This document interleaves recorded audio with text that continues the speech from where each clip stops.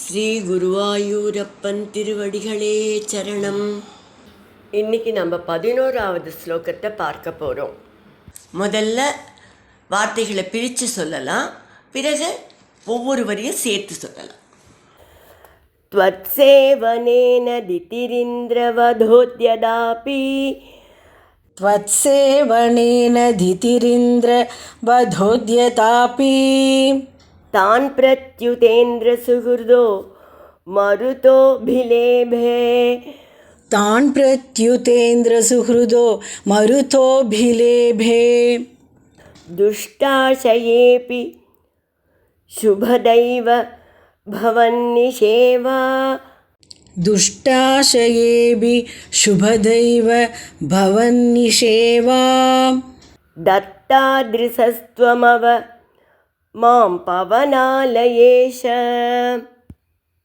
तत्तादृशस्त्वमव मां पवनालयेश त्वत्सेवनेन दितिरिन्द्रवधोद्यदापि तान् प्रत्युतेन्द्रसुहृदो मरुतोऽभिलेभे त्वत्सेवनेन धितिरिन्द्रवधोद्यतापि तान् प्रत्युतेन्द्रसुहृदो मरुतोऽभिलेभे दुष्टाशयेऽपि शुभदैव भवन्निषेवा दत्तादृशस्त्वमव मां पवनालयेश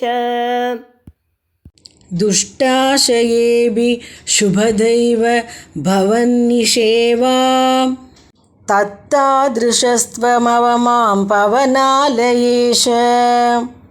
இப்போ நாம் இந்த ஸ்லோகத்தோட வார்த்தைகளை பிரித்து அர்த்தங்களை பார்க்கலாம். திதிஹி அசுரர்களின் தாயான திதி தேவி. த்வத் சேவனேன உன்னை ஆராதிப்பதன் மூலம் இந்திரவதக இந்திரனை கொல்ல உத்யதா அப்பி முயற்சி செய்தாள்.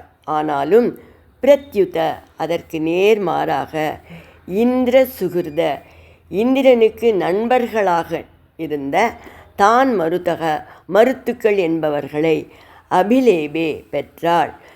பவத் நிஷேவா உங்களை வழிபடுவது துஷ்டாசையே அப்பி தீய எண்ணங்களுடன் கூடியவனுக்கும் சுபதா ஏவ நல்லதையே அளிப்பதாக உள்ளது.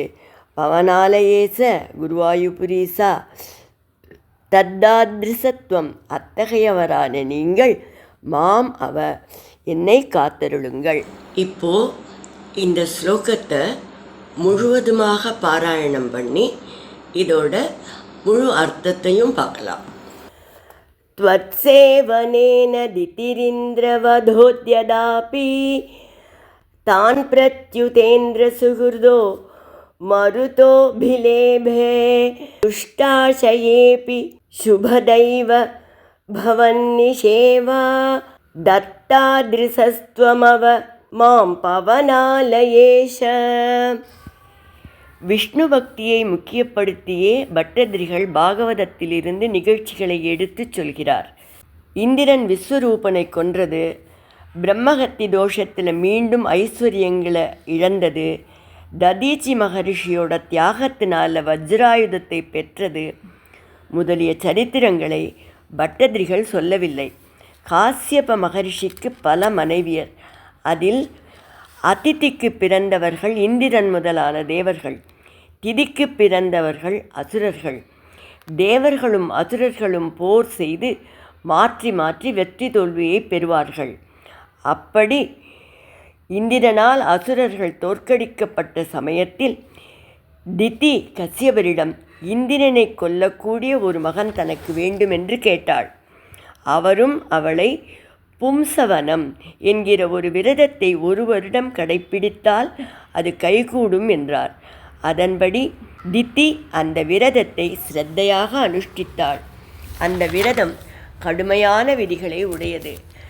கர்ப்பிணியாக இருந்த அவள் ஒரு நாள் மாலையில் கை கால்களை சுத்தம் செய்து கொள்ளாமலும் சந்தியா காலத்தில் தூங்கியும் விதிகளுக்கு மாறாக நடந்துவிட்டாள். அந்த சமயத்தில் இந்திரன் தன்னை கொல்லப்போகிற திதியின் கர்ப்பத்திலிருந்த சிசுவை கொல்வதற்காக வந்தான். தன் யோக பலத்தால் அவள் கர்ப்பத்தில் நுழைந்து அந்த சிசுவை 7ஆக வெட்டினான். பிறகு ஒவ்வொரு துண்டையும் 7ஆக வெட்டினான். இப்படி வெட்டியும் அந்த 49 துண்டுகளும் 49 மருத்கணங்களாக ஆகின, இறக்கவில்லை. அது மட்டுமல்ல, திதியின் கர்ப்பத்தில் நுழைந்ததால் இந்திரனும் திதியை தாயாக நினைத்தான். திதிக்கு பிறந்த குழந்தைகளும் இந்திரனுக்கு நன்மை புரிபவர்கள் ஆனார்கள். திதி இந்திரனை கொல்வதற்காக வழிபட்டாள். உங்களை வழிபட்டதால் தீய எண்ணம் உடையவர்களிடத்திலும் நல்ல பலன்களே ஏற்படுகின்றன. பவனாலயேசா குருவாயூரப்பா, அத்தகைய நீயே என்னை காத்தருள வேண்டும் என்று பட்டதிரிகள் கூறி இந்த தசகத்தை முடிக்கிறார். சித்திரகேது தன் குழந்தை இறந்ததற்காக அளவுக்கு அதிகமாக துக்கமடைந்தது. அதன்பின் நாரதராலும் அங்கிரசராலும் உபதேசிக்கப்பட்டு மிகச்சிறந்த விஷ்ணு பக்தனாக ஆனது.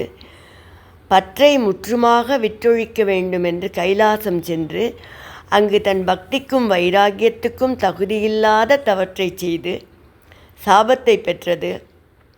விருத்ராசுரனாக பிறந்து போர்க்களத்தில் கூட எதிரிகளுக்கு பக்தியை உபதேசித்தது எல்லாமே குருவாயூரப்பனோட மாயைதான்.